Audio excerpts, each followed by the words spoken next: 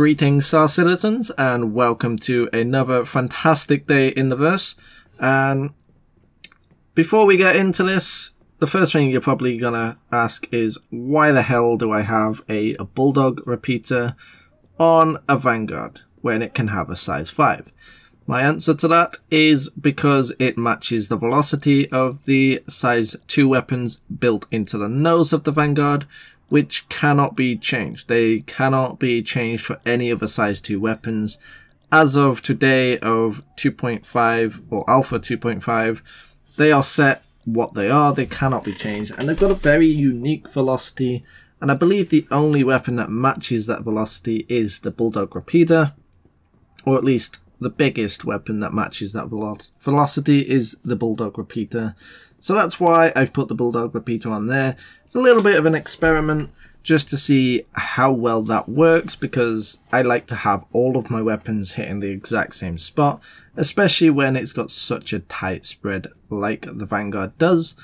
So moving on into the back of the ship, this is a long range fighter, so obviously you've got a bit of an interior, you've got a little bit of sort of living space. You've got this little computer panel, which is fit on pretty much every Aegis ship today, or at least one that has an interior. And this obviously has your shield management, your power management, whatever your engineer wants to manage, they can manage from there.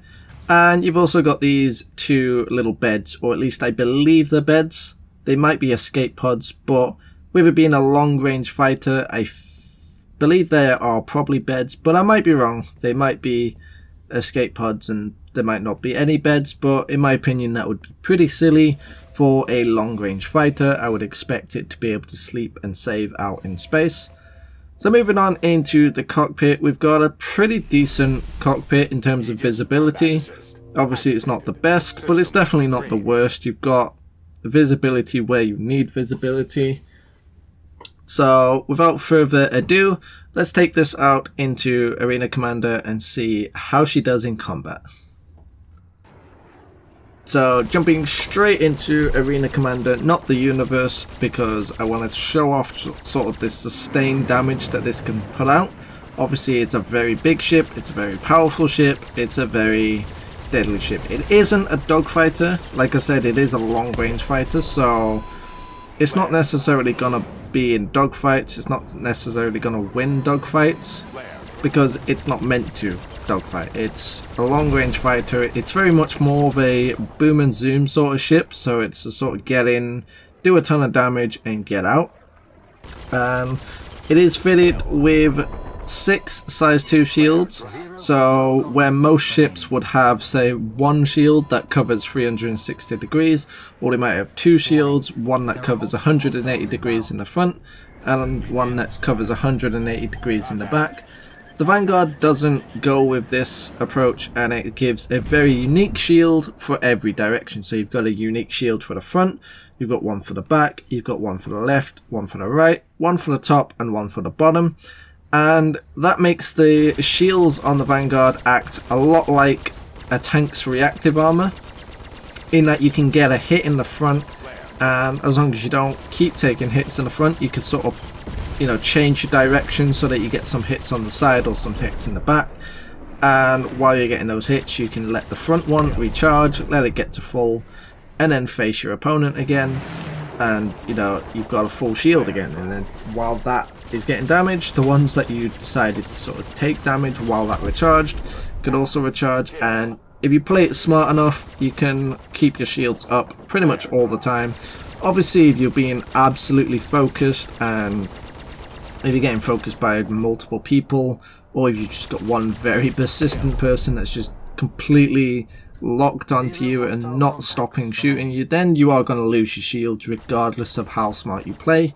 But it does give you a lot more survivability, and that wasn't always the case with the Vanguard. So when the Vanguard first got flight ready, I did actually originally buy the ship when it was first flight ready, but I ended up melting it because it had a very rough start. It was a terrible ship to begin with. I hate to put the Vanguard down, but when the ship first came out, it was absolutely horrible. It was practically unflyable, it was unusable. It was a really flimsy ship. It was very vulnerable. It was very easy to kill. And when you've got a very big ship like the Vanguard, if you have it very easy to kill, then obviously it's going to be the primary target for any fighter out there. They're all going to focus on it because it's big, it's easy to hit, and it's easy to kill. And on top of that, if it does end up shooting at you, you're probably going to take a ton of damage because it's extremely powerful. So it is a completely different ship now. I think it still has a long way to go before it ends up being what it was originally sort of envisioned as. So obviously it's still not got the same sort of sleek design. It's still not got the retractable turret on the top. It's still not got the tank tracks for the landing gear. And it's still completely different. But today, as of Alpha 2.5, it is a lot more usable. It's a lot more usable in a fight because it's now extremely durable. It can take a ton of damage, which makes it so that a lot of people won't bother shooting them. As if who you're fighting are smart, they won't focus on a Vanguard because it's simply not worth focusing your damage on a Vanguard, because by the time you kill it, something else is most likely going to kill you. So that gives it a little bit of what its intended role is. So obviously it's a long range fighter, so these sort of situations aren't what it's intended to be in. But the fact that you can go into a fight and not get focused gives you a little bit of a feel for that long range fighting capability. So obviously if you've got a long range fighter, you're going to be flying to the edges of space.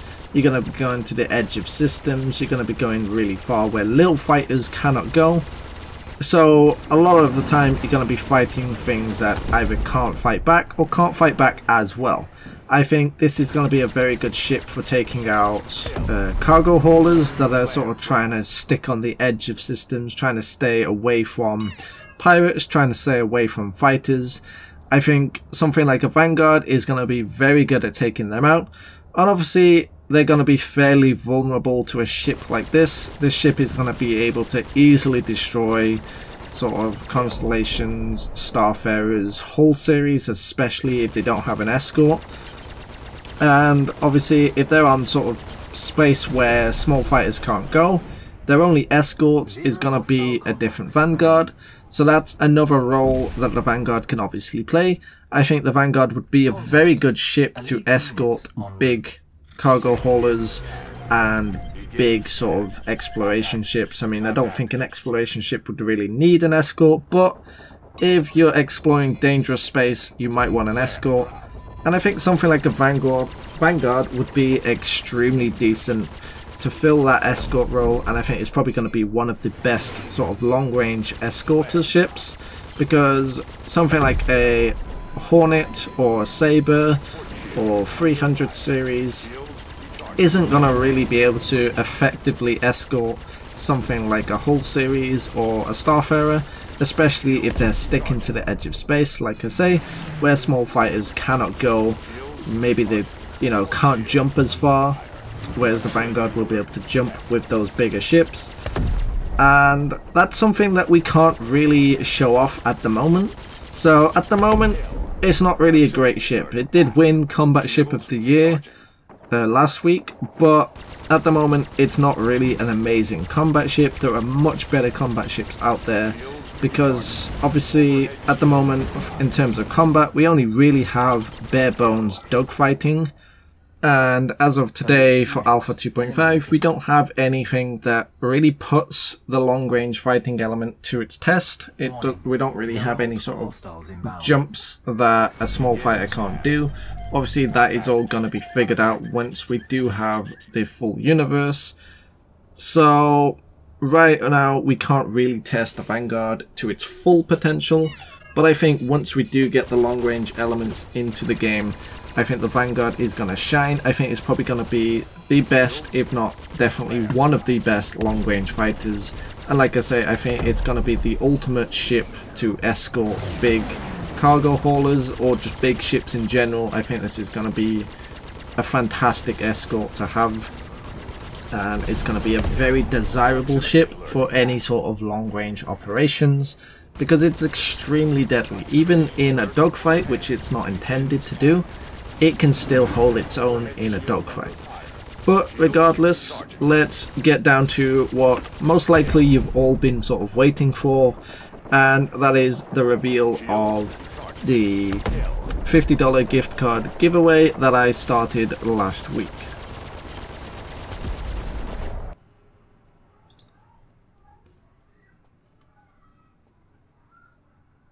And before I announce the winner of the $50 gift card giveaway, I just want to take this opportunity to let you guys know that last week I launched my Patreon page. So for those of you that wish to support our channel even further, you can become a Patreon to the channel, and this will allow me to do a lot more giveaways, a lot more gift card giveaways, a lot more ship giveaways. So if I do ever reach $100 a month from Patreon, I will start doing a $100 gift card giveaway every single month.